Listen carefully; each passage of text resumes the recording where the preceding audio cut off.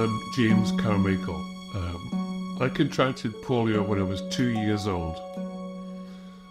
The disease affected my left leg primarily, and I spent about a year in hospital with the disease. It's an odd thing for children who are affected by polio because they are quite isolated from parents and family. Because of the demands on the hospital itself, I went into a cot in the middle of a men's surgical ward. So if you can picture the scene, old Victorian ward, massive, huge high ceiling and so on, but beds down at the side with ordinary male patients in them, and down the middle of the ward a line of cots, and those cots were all occupied by children with polio. And during that phase, you're not allowed to have any contact with anyone outside of the nursing staff.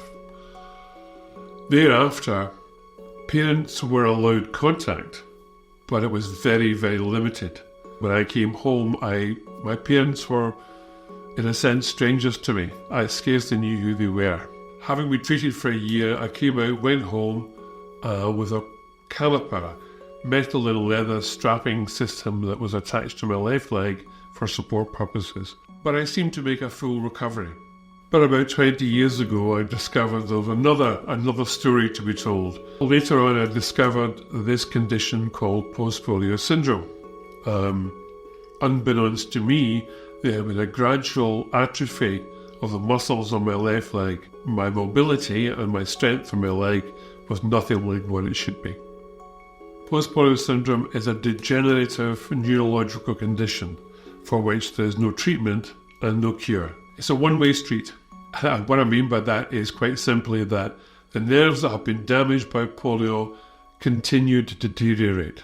And one of the worst outcomes for me personally has been chronic fatigue.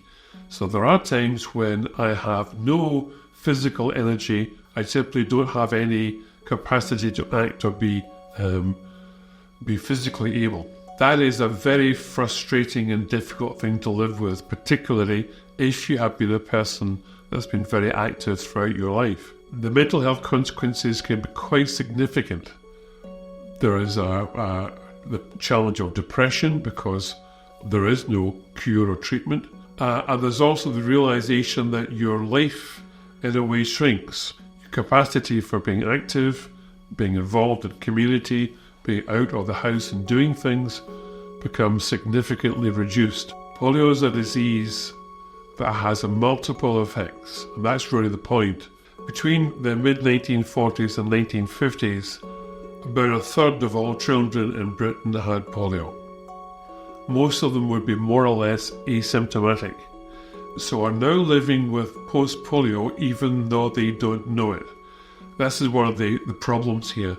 People's response to polio varies enormously, from people who are relatively mildly affected to people who have really quite severe problems. And similarly, those with post-polio vary enormously from people who have virtually no symptoms to people who are really severely affected by it. Many millions of people across Europe and across the world are going to have to live with the long-term effects of polio as it continues to damage and cause difficulties for people.